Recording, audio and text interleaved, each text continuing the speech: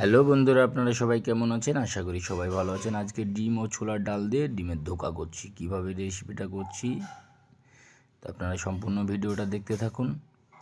আর এটা বানাতে গেলে আপনার একটু সময় লাগে, কিন্তু খেতে খুব সুস্বাদু, খেতে খুব ভালো লাগে।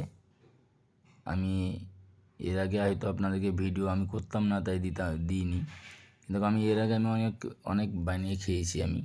তো আপনারাও বাড়িতে বানাবেন, দেখবেন খেতে খুব সুস্বাদু, খুব সুন্দর লাগবে। কী কী মশলাগুলো দিচ্ছি দেখতে পাচ্ছেন, টমেটো, পেঁয়াজ কুচি, সব কিছুই মানে আপনারা চিনতে পারছেন, বুঝতে পারছেন যে সবারই সুপরিচিত মশলা।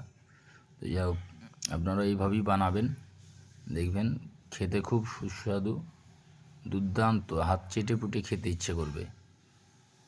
আর আরেকটা কথা না বললেই নয়, সেটা হচ্ছে আমার চ্যানেলটা যারা এখনও সাবস্ক্রাইব করেননি, প্লিজ একটু আমার চ্যানেলটাকে সাবস্ক্রাইব করে দেবেন।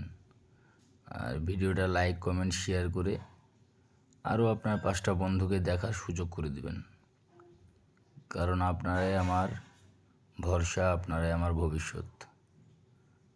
আপনারা যদি ভালোবাসা দিয়ে যদি পাশে থাকেন, আমিও আপনাদেরকে ভালো ভালো ভিডিও দিতে আমিও উৎসাহিত হব।